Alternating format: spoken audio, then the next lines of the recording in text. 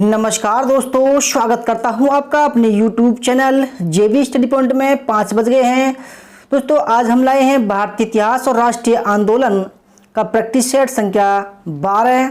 हम 11 भाग अपलोड कर चुके हैं। यह जो प्रैक्टिस सेट है ये BEO परीक्षा PCS TGT PGT के लिए विशेष ही महत्वपूर्ण है। इससे अलग कुछ नहीं आएगा दोस्तों, आप देख सकते हैं। ठीक है, तो आइए शुरू करते हैं दोस्तों। हमारा उद्देश्य है अब की बार net JRF TGT PGT BEO परीक्षा पास।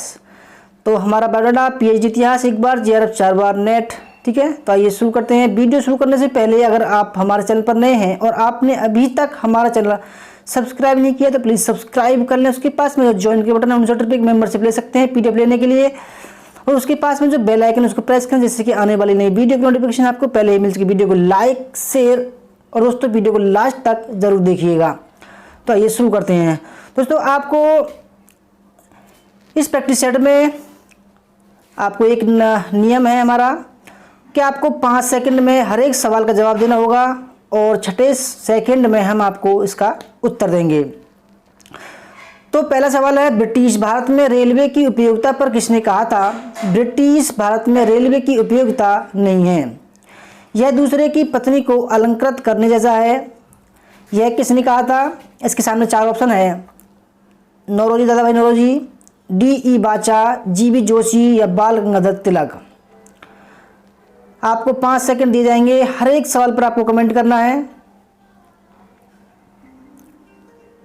दोस्तों। सवाल में जो कि तो फंसेंगे ऐसा मैं ऐसा करता हूं दोस्तों। पहला सवाल जो है उसका सही आंसर वो है बाल गंगाधर तिलक। ठीक है, ऑप्शन नंबर फर्स्ट इसका सही आंसर है। दूसरा सवाल है, निम्नलिखित में से कौन स्थायी बंदोबस्त के गुणों में नहीं था? पहला ऑप्शन है, इसने सरकार के लिए वार्षिक निश्चित भू राजस्व सुनिश्चित किया। दूसरा, सरकार स्थायी बंदोबस्त को प्रस्तावित कर समय समय पर होने वाले बंदोबस्त से मुक्त हो गई। तीसरा, इसने कंपनी के लिए एक निष्ठावान जमींदार वर्ग का निर्माण किया। या ऑप्शन नंबर 4, इससे इसने किसानों के हितों को सुरक्षित किया। दोस्तों सबसे पहले हम जानते हैं स्थायी बंदोबस्त है क्या। ठीक है, आपको पहले कमेंट करना है फिर हमको बताएंगे कि इसका स्थायी बंदोबस्त है क्या। दोस्तों स्थायी बंदोबस्त के गुणों में से जो नहीं था वो था ऑप्शन नंबर D, इसने किसानों के हितों को सुरक्षित किया। ये इसका जो गुण नहीं था। इसकी हम व्याख्या भी लेके आए हैं। ठीक है, स्थायी बंदोबस्त को जमींदारी प्रथा भी कहते हैं। इसमें सूर्यास्त कानून के आधार पर भूराजस्व पूर्व में ही निर्धारित कर लिया जाता था। सरकार पर इससे बोझ कम हुआ तथा कंपनी को एक निष्ठावान जमींदार वर्ग प्राप्त हो गया। इससे कंपनी को लगान वसूलने के लिए अधिकारी तंत्र प्राप्त हो गया। ठीक है दोस्तों, जो स्थायी बंदोबस्त था वो एक जमींदारी प्रथा थी। सब कुछ जमींदार के ऊपर डिपेंड कर रहा था, किसान से इसका कोई लेना देना नहीं था। तीसरा सवाल है, पहली बार भारतवर्ष की औसत प्रति व्यक्ति आय का सांख्यिकीय अनुमान प्रस्तुत करने वाला निम्नलिखित में से कौन था? दादाभाई नौरोजी, RC दत्त, GK गोखले या फिरोज शाह मेहता।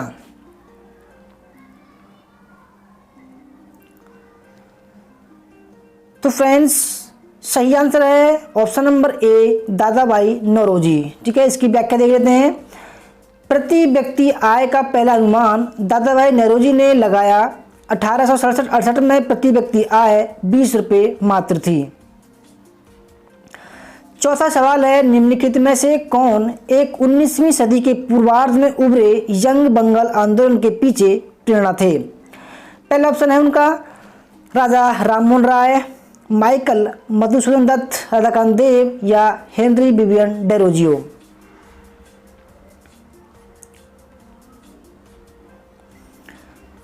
एक 19वीं सदी के पूर्वार्ध में उभरे यंग बंगाल आंदोलन के पीछे प्रेरणा के स्रोत थे। तो दोस्तों सही आंसर इनका हेनरी विवियन डेरोजियो।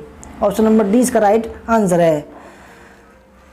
5वां सवाल है, तुफात उल मुहद्दीन राजा राममोहन राय द्वारा लिखित लेख है, यानी कि ये किसके लिए लिखा गया था? पहला ऑप्शन है मूर्ति पूजा के विरुद्ध पहला लेख। दूसरा कुलीनवाद के विरुद्ध पहला लेख, सती प्रथा के विरुद्ध पहला लेख या विधवा पुनर्विवाह के विरुद्ध पहला लेख। तुफात उल मुहद्दीन। तो दोस्तों 5वें का सही आंसर है ऑप्शन नंबर ए, मूर्ति पूजा के खिलाफ जो था उनका यह पहला लेख था। इसकी व्याख्या देख लेते हैं। 1803 ईस्वी में राजा राममोहन राय ने एक फारसी ग्रंथ तुफात उल मुवद्दीन एकेश्वरवादियों को उपहार प्रकाशित किया। यह मूर्ति पूजा के विरुद्ध पहला लेख था। 1820 में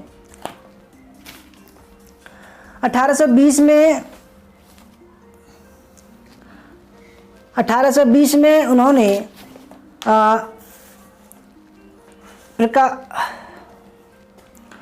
1820 में उन्होंने ईसा के नीति वचन शांति और खुशहाली का मार्ग प्रकाशित किया। दिसंबर 1821 में उन्होंने बंगला साप्ताहिक शब्द कौमुदी अथवा प्रज्ञा का चांद प्रकाशन प्रारंभ किया। छठा सवाल है, आपको सुमेल करना है सूची फर्स्ट को सेकंड से।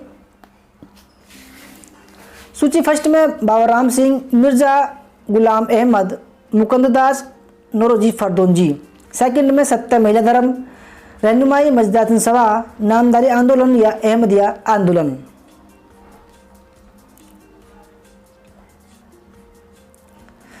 तो दोस्तों आइए देखते हैं सूची फर्स्ट में देखते हैं बाबा राम सिंह। बाबा राम सिंह का संबंध होता है वो था रामदारी आंदोलन। मिर्जा गुलाम अहमद, इनका संबंध था अहमदिया आंदोलन। मुकुंद दास, इनका संबंध था सत्य महिला धर्म। और नौरोजी फरदोंजी का था रहनुमाई मजदातन सभा। मोस्ट इंपोर्टेंट सवाल है। 7वां सवाल है, रहनुमाई मजदातन सभा किससे जुड़ी है? सिखों से, पारसियों से, मुस्लिमों से या सिंधियों से? रहनुमाई मजदातन सभा किससे जुड़ी है?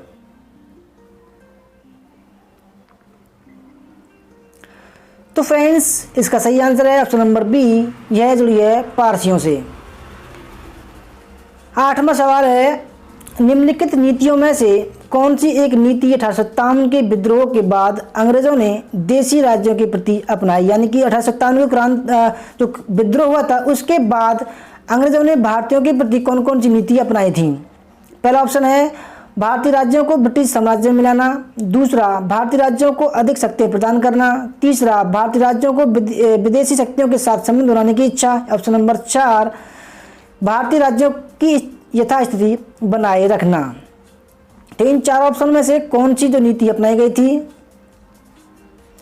तो फ्रेंड्स सही आंसर है ऑप्शन नंबर डी, भारतीय राज्यों की यथास्थिति बनाए रखना। क्योंकि 1857 से पहले जो एक तत्कालीन कारण था चर्बी लगे कारतूस, परंतु और भी कारण थे जैसे कि प्रशासन, जैसे डालहौजी था जो हड़प नीति का जन्मदाता था। ठीक है, तो वो राज्यों, कुछ जो राज्य थे, ठीक है, रियासत, उनको हड़प रहा था, किसी को कुशासन के आधार पर लगाकर, किसी को लड़ाई के आधार पर, ठीक है, ऐसे हड़प रहा। तो 1857 के विद्रोह के बाद में तो भारतीय राज्यों की यथास्थिति बनाए रखना शुरू उन्होंने प्रारंभ किया था।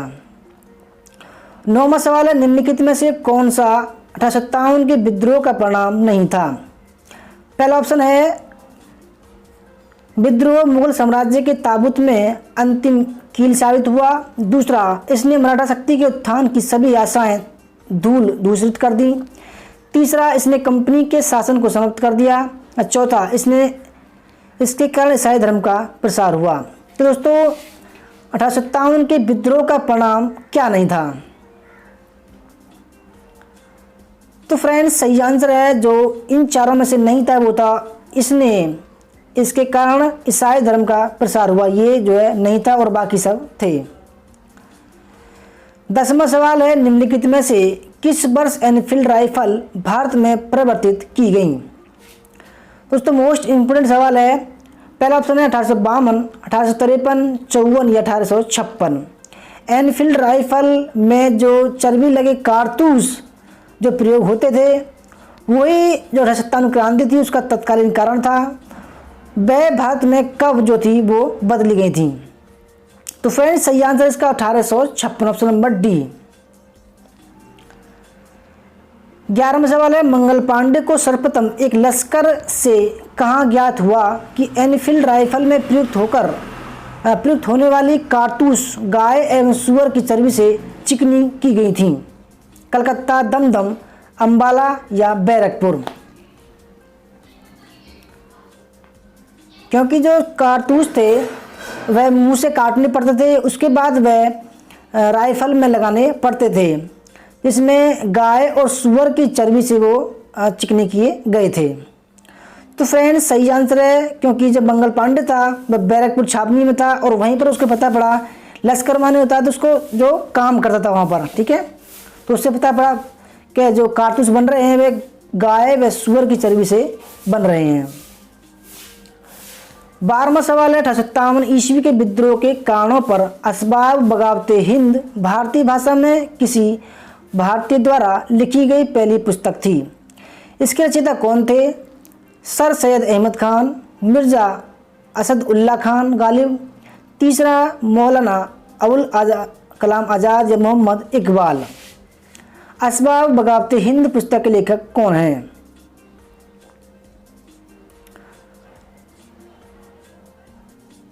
तो फ्रेंड्स सही आंसर है सर सैयद अहमद खान जो है वो असबाब बगावते हिंद के लेखक हैं।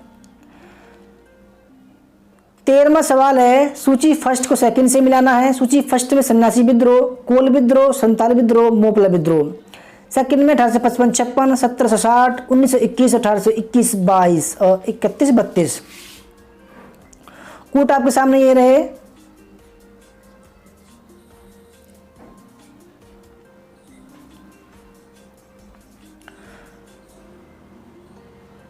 तो फ्रेंड्स ये देखते हैं, सन्यासी विद्रोह 1760, ठीक है, कोल विद्रोह 1831-32, संथाल विद्रोह जो हुआ था वो 1857 क्रांति से पहले 1855-56 में हुआ था, और मोपला विद्रोह केरल में हुआ था, वो हुआ था 1921 में। तो फ्रेंड्स इसका सही आंसर हो जाएगा ऑप्शन नंबर फर्स्ट, ठीक है। 14वां सवाल देखते हैं, निम्नलिखित में से कौन एक महात्मा गांधी के नेतृत्व में चलने वाला आंदोलन नहीं था? रॉलेट एक्ट, असहयोग आंदोलन, सविनय अवज्ञा आंदोलन या होम रूल आंदोलन। इन चारों में से कौन सा महात्मा गांधी के नेतृत्व में चलने वाला आंदोलन नहीं था? तो फ्रेंड्स सही आंसर है ऑप्शन नंबर डी, क्योंकि जो होम रूल आंदोलन था वह एनी बेसेंट और बाल गंगाधर तिलक द्वारा चलाया गया था, और बाकी जब तीन हैं वे गांधी जी के द्वारा चलाए गए थे, ठीक है। रॉलेट एक्ट आप सभी को पता होगा, रॉलेट एक्ट के विरोध में जलियांवाला हत्या कांड हुआ था। उसके बाद में असहयोग आंदोलन और 1930 में सविनय अवज्ञा आंदोलन चलाया गया था। 15वां सवाल है, निम्नलिखित में से किसने 1907 ईस्वी के भारतीय राष्ट्रीय कांग्रेस के सूरत अधिवेशन की अध्यक्षता की थी?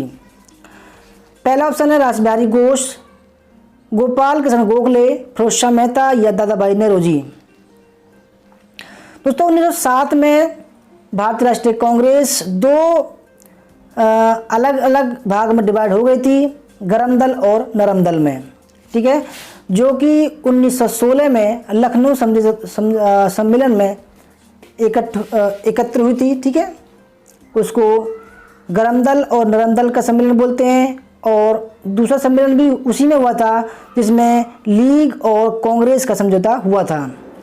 दोस्तों 1907 ईस्वी के भारतीय राष्ट्रीय कांग्रेस के सूरत अधिवेशन की अध्यक्षता जो की थी वो की थी रासबिहारी घोष ने। ऑप्शन नंबर फर्स्ट इसका सही आंसर है। 16वां सवाल है, 1946 का नौसेना विद्रोह किस पोत पर शुरू किया गया था? INS विराट, क्राउन, तलवार या उपयुक्त में से कोई नहीं। दोस्तों 1946 का नौसेना विद्रोह जो शुरू हुआ था वह नस्ल भेदी जो भेदभाव था और खराब खाने के कारण शुरू हुआ था, ठीक है, जो मुंबई में शुरू हुआ था। और INS तलवार एक पोत था जिस पर RC दत्त ने भारत छोड़ो लिख दिया था, उसके विरोध में उसको जो गिरफ्तार कर लिया गया था, और उसके बाद में यह नौसेना विद्रोह शुरू हो गया था। व्याख्या देख लेते हैं। बम्बई में 18 फरवरी 1946 को INS तलवार के लगभग 1100 सैनिकों ने खराब भोजन तथा जातीय भेदभाव के विरोध में हड़ताल कर दी। नाविक बीसी दत्त को तलवार पोत की दीवारों पर भारत छोड़ो लिखने के आरोप में गिरफ्तार कर लिया। उनकी रिहाई भी विद्रोह के कारणों में से एक थी। विद्रोह के संचालन के लिए नाविकों ने एक नौसेना केंद्रीय हड़ताल समिति का गठन किया, जिसके नेतृत्व किया था एम.एस. खान ने।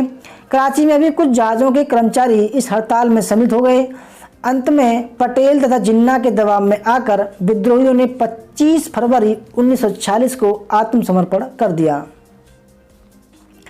17वां सवाल है, निम्नलिखित में से किस अधिनियम में मुस्लिमों के लिए पृथक निर्वाचन को आरंभ किया गया था? भारत सरकार अधिनियम 1935, भारतीय स्वाधीनता अधिनियम 1947, पार्लियामेंट अधिनियम 1909 या मॉन्टेग्यू चेम्सफोर्ड सुधार 1919। तो दोस्तों, मुस्लिमों के लिए पृथक निर्वाचन यानी कि मतदान करने का जो आरंभ किया गया था वह कौन से अधिनियम में किया गया था, जिसके तहत हमारे देश में सांप्रदायिकता फैली? तो दोस्तों सही आंसर है option number C, Morley Minto अधिनियम 1909, ठीक है, के तहत जो है मुस्लिमों के लिए पृथक निर्वाचन को प्रारंभ किया गया था। 1909 ईस्वी में भारतीय परिषद अधिनियम, जिसे मार्ले मिंटो सुधार भी कहा जाता है, पारित किया गया। इस अधिनियम के तहत मुसलमानों के लिए पृथक निर्वाचन क्षेत्र की घोषणा की गई। इस अधिनियम में अतिरिक्त सदस्यों की अधिकतम संख्या 60 कर दी गई। इनमें से 32 सदस्य अशासकीय थे, इनमें से 5 गवर्नर जनरल द्वारा मनोनीत, 13 साधारण निर्वाचन मंडल से, 6 भूमिपतियों के निर्वाचन मंडल द्वारा, 6 पृथक निर्वाचन मंडल द्वारा तथा 12 वाणिज्य मंडल द्वारा निर्वाचित होते थे। भारत सरकार अधिनियम 1919 में पृथक निर्वाचन का अधिकार सिखों तथा यूरोपियों को भी दिया गया। यह फूट डालने की राजनीति थी। 18वां सवाल है, निम्नलिखित में से कौन सही सम्मिलित है? Shyamji Krishna Varma, Indian home rule society, Ramprasad Bismil, Hindustan socialist republican association, Bhupendra Nath Dutt, Abhinav Bharat और भगत सिंह बंदी जीवन। तो इन चारों में से कौन सम्मिलित है आपको पता लगाना है। तो फ्रेंड्स सही आंसर है Shyamji Krishna Varma, Indian home rule society, ठीक है, इन्होंने ये लंदन में शुरू की थी। 19वां सवाल है, भारत छोड़ो आंदोलन के दौरान अपने बंदी बनाए जाने से पहले महात्मा गांधी ने लोगों के लिए निम्नलिखित में से कौन सा आदेश निर्धारित नहीं किया था?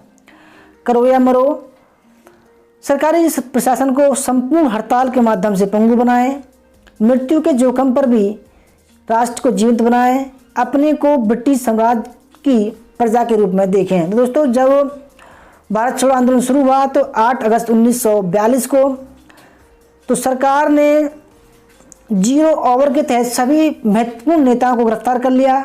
और जब गांधी जी गिरफ्तार किए तो उन्होंने कहा, कुछ कहे थे शब्द, इन जो 4 हैं इन चारों में से एक नहीं है, वो कौन सा नहीं है? तो दोस्तों उन्होंने कहा था करो या मरो, डू या डाई, और सभी सरकारी हड़ताल के माध्यम से पंगु बनाएं, ठीक है, मृत्यु के जोखिम पर भी राष्ट्र को जीवंत बनाएं। ऑप्शन नंबर जो 4 था वो उन्होंने नहीं कहा था, अपने को ब्रिटिश सम्राट की प्रजा के रूप में देखें, ये नहीं कहा था। ऑप्शन नंबर डी इसका राइट आंसर है। 20वां सवाल है, 23 जनवरी 1948 को किसने सुभाष चंद्र बोस के लिए कहा था, हमें उनका अनुकरण करना चाहिए? सुभाष एक महान देशभक्त थे। उन्होंने अपना जीवन देश पर न्यौछावर किया। संकीर्णतावाद और जाति भेदभाव की उनके लिए कोई उपयोगिता नहीं थी। वे सबसे एक समान व्यवहार करते थे। यह जो है किसने कहा था सुभाष चंद्र बोस के लिए? Option number first Jawaharlal Nehru, Bhulabhai Desai, Mahatma Gandhi, Maulana Abul Kalam Azad. तो इन चारों में से किसने सुभाष चंद्र बोस के बारे में कहा था? तो फ्रेंड्स सही आंसर है ऑप्शन नंबर सी, महात्मा गांधी ने कहा था। 21वां सवाल है, निम्नलिखित में से कौन एक कथन श्यामजी कृष्ण वर्मा के विषय में असत्य है? पहला ऑप्शन है वह काठियावाड़ के निवासी थे। दूसरा, उन्होंने मासिक पत्र इंडियन सोशलिस्ट प्रारंभ किया। तीसरा, भारतीय विद्यार्थियों के लिए उन्होंने लंदन में एक छात्रावास स्थापित किया जिसे इंडिया हाउस कहा जाता था। ऑप्शन नंबर डी, वह गदर पत्र के संपादक थे। तो फ्रेंड्स श्यामजी कृष्ण वर्मा के बारे में जो असत्य है वो है ऑप्शन नंबर डी। ठीक है, क्योंकि गदर पत्र के संपादक जो थे वो है लाला हरदयाल, मैक्सिको, अमेरिका। 22वां सवाल है, निम्नलिखित में से कौन रेगुलेटिंग अधिनियम 1773 में उल्लिखित गवर्नर जनरल की परिषद का सदस्य नहीं था? क्लेवरिंग, मानसन, बोरवेल या हाइड? दोस्तों, रेगुलेटिंग एक्ट 1773 के तहत गवर्नर जनरल की परिषद में कुछ सदस्यों को मनोनीत किया गया।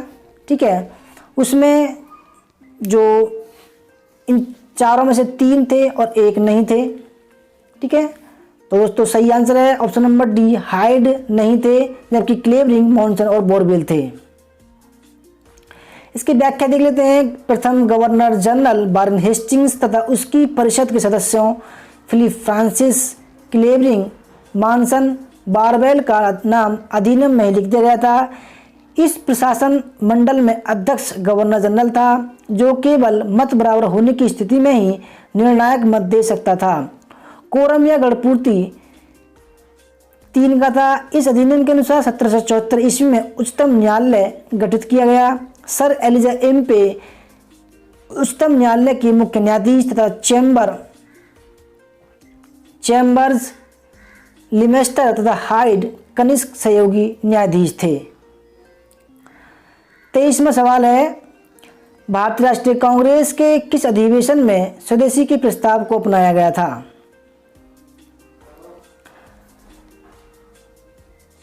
मद्रास अधिवेशन 1903, बम्बई अधिवेशन 1904, बनारस अधिवेशन 1905, कलकत्ता अधिवेशन 1906।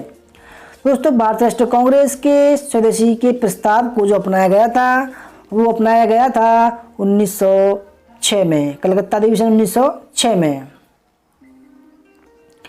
इसकी व्याख्या देख लेते हैं। बनारस अधिवेशन 1905 में स्वदेशी तथा बहिष्कार आंदोलन का समर्थन किया गया। दोस्तों नोट डाउन करना इस बात को, 1905 में स्वदेशी तथा बहिष्कार आंदोलन का समर्थन किया गया था।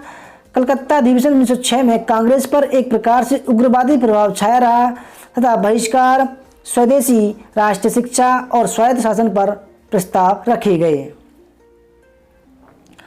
24वां सवाल है, बिहार और उड़ीसा में प्रचलित कम्युनिटी प्रथा का तात्पर्य था? एक सामाजिक प्रथा, एक धार्मिक कृत्य, बंधुआ मजदूरी का एक रूप या एक परंपरागत ग्राम्य संस्था? बिहार और उड़ीसा में प्रचलित कम्युनिटी प्रथा का तात्पर्य क्या था? तो दोस्तों सही आंसर है ऑप्शन नंबर सी, ए, बंधुआ मजदूरी का एक रूप था कम्युनिटी। इसकी व्याख्या देख लेते हैं, कुछ समझ में आ जाएगा आपके। बिहार और उड़ीसा में प्रचलित कम्युनिटी प्रथा का तात्पर्य बंधुआ मजदूरी से था। इस प्रथा के अंतर्गत कृषि दास के रूप में खेती करने वाले कन्या जाति के लोग अपने मालिकों द्वारा प्राप्त ऋण पर दी जाने वाली ब्याज की राशि के बदले जीवन भर उनकी सेवा करते थे। ब्रिटिश शासनकाल में भारतीय अर्थव्यवस्था से जुड़ी कुछ अन्य प्रथाएं थी, जैसे दादनी प्रथा, तिनकटिया प्रथा तथा दुबला हाली आदि प्रथा। 25वां सवाल है, भारत की शैक्षिक नीति में फिल्ट्रेशन सिद्धांत के प्रतिपादक थे? W.C. Would, Lord Macaulay, J.S. Mill या लॉर्ड कॉर्नवालिस? दोस्तों भारत की शैक्षिक नीति में फिल्ट्रेशन सिद्धांत के जो प्रतिपादक थे वो कौन थे? तो फ्रेंड्स सही आंसर है option number B, Lord Macaulay. व्याख्या दे देते हैं। मैकाले की पद्धति भारत के उच्च वर्ग को अंग्रेजी माध्यम द्वारा शिक्षित करने का प्रयत्न था। मैकाले का उद्देश्य जनसाधारण को शिक्षित करना नहीं था, वह स्पष्ट रूप से जानता था कि सीमित साधनों से समस्त जनता को शिक्षित करना असंभव है। वह विप्रेशन सिद्धांत, इन्फिल्ट्रेशन थ्योरी में विश्वास करता था। उसके अनुसार अंग्रेजी भाषा में शिक्षित लोग एक दुभाषीय श्रेणी के रूप में कार्य करेंगे और भारतीय भाषाओं और साहित्यों को समृद्धशाली बनाएंगे और इस प्रकार पाश्चात्य शिक्षा जनसाधारण तक पहुंच जाएगी। 26वां सवाल है, निम्नलिखित में से किस वर्ष देशी भाषा प्रेस अधिनियम पारित किया गया? 1884, 75, 1882 या 1878? दोस्तों देशी भाषा प्रेस अधिनियम जो पारित किया गया था वह लॉर्ड लिटन के काल में 1878 में पारित किया गया था। व्याख्या देख लेते हैं। 1878 के देसी भाषा से संबंधित वर्नाक्युलर प्रेस अधिनियम से सरकार ने भारतीय समाचार पत्रों को अधिक नियंत्रण में लाने का प्रयत्न किया। यह अधिनियम लॉर्ड लिटन के समय पारित हुआ था। अधिनियम में सरकार विरोधी लेख नहीं प्रकाशित करने के लिए बंधन पत्र या बॉन्ड पर हस्ताक्षर करने तथा पूर्व प्रशिक्षण सेंसर करवाने संबंधी धाराएं सम्मिलित थीं। पूर्व प्रशिक्षण मतलब होता है दोस्तों, एक कॉपी जो थी वो जो एक अधिकारी नियुक्त किया था उसको भेजनी होती थी, वह पहले चेक करता था, उसके बाद में उसको पास करता था। 27वां सवाल है, निम्नलिखित में से कौन गवर्नर जनरल अंग्रेजी के अतिरिक्त अरबी, फारसी एवं बंगाली भाषा का जानकार था? Sir John Shore, Lord Cornwallis, Lord William Bentinck या वॉरेन हेस्टिंग्स? कौन गवर्नर जनरल अंग्रेजी के अतिरिक्त अरबी, फारसी व बंगाली भाषा का जानकार था? तो फ्रेंड्स सही आंसर है option number D, Warren Hastings. इसकी व्याख्या देख लेते हैं, बहुत अच्छी व्याख्या है। वॉरेन हेस्टिंग्स की साहित्य में रुचि थी। उसने प्राचीन विधाओं तथा साहित्य को संरक्षण दिया। वह अरबी तथा फारसी जानता था और बंगला भी बोल सकता था। उसने चार्ल्स विल्किंसन के गीता के प्रथम अंग्रेजी अनुवाद की प्रस्तावना लिखी। उससे प्रेरणा पाकर विल्किंसन, होलहेड तथा विलियम जोन्स आदि ने प्राचीन भारतीय पुस्तकों का अध्ययन किया। विल्किंसन ने फारसी तथा बंगला मुद्रण के लिए ढलाई के अक्षरों का आविष्कार किया तथा गीता और हितोपदेश का अनुवाद भी किया। होलहेड ने 1778 ईस्वी में संस्कृत व्याकरण प्रकाशित किया। सर विलियम जोन्स ने 1784 में ठीक है एशियाटिक सोसाइटी ऑफ बंगाल की नींव डाली थी। 28वां सवाल है, किसने कहा था बेंटिक ने प्राच्य निरंकुशता में ब्रिटिश स्वतंत्रता की भावना भर दी? Jeremy Bentham, lord Macaulay, J.S. Mill या ग्रेनविल? बेंटिक ने किसने कहा था बेंटिक ने प्राच्य निरंकुशता में ब्रिटिश स्वतंत्रता की भावना भर दी? दोस्तों सही आंसर इसका option number B, Lord Macaulay. Lord Macaulay ने बेंटिक की प्रशंसा करते हुए कहा था कि बेंटिक ने प्राच्य स्वेच्छाचारिता में अंग्रेजी स्वतंत्रता की भावना भर दी। ये शब्द कलकत्ता में बेंटिक की प्रतिमा पर खुदे हुए थे। बेंटिक ने क्रूर रीति रिवाजों को बंद किया, अपमानजनक भेदभावों को समाप्त किया तथा जनता को अपने विचार प्रकट करने की स्वतंत्रता दी। 29वां सवाल है, बेलग्रेड में हुए गुटनिरपेक्ष देशों के प्रथम सम्मेलन में कितने देशों ने भाग लिया था? 20, 22, 24 या 25? तो दोस्तों बेलग्रेड में पहला गुट निरपेक्ष देशों का प्रथम सम्मेलन हुआ था, तो उसमें देशों का भाग लिया था 25। ठीक है, ऑप्शन नंबर डी। इसकी व्याख्या देख लेते हैं। गुट निरपेक्ष देशों का पहला सम्मेलन 1961 ईस्वी में बेलग्रेड में हुआ। इस सम्मेलन में 25 देशों ने भाग लिया था। गुट निरपेक्ष आंदोलन पंडित नेहरू, मिस्र के राष्ट्रपति नासिर तथा यूगोस्लाविया के राष्ट्रपति मार्शल टीटो के प्रयत्न से अस्तित्व में आया था। हमारा लास्ट सवाल है, किस पंचवर्षीय योजना के अंतर्गत सामुदायिक विकास कार्यक्रम प्रारंभ किया गया था? प्रथम, द्वितीय, तृतीय और पंचम? तो दोस्तों सामुदायिक विकास कार्यक्रम, तो इसकी डेट जो है 1952, ठीक है, राजस्थान के नागौर में। तो यह जो डेट है यह प्रथम पंचवर्षीय योजना के अंतर्गत आती है, तो इसका सही आंसर हो जाएगा प्रथम, क्योंकि प्रथम पंचवर्षीय योजना 1951 से 1956 तक आती है। तो दोस्तों ये थी हमारी आज का प्रैक्टिस सेट संख्या 12। यह प्रैक्टिस सेट संख्या BEO, PCS, TGT, PGT के लिए विशेष महत्वपूर्ण है। दोस्तों आपको वीडियो कैसी लगी, अच्छी लगी तो लाइक, शेयर, कमेंट करना ना भूलें। मेरे साथ बोलिए जय हिंद, जय भारत, वंदे मातरम।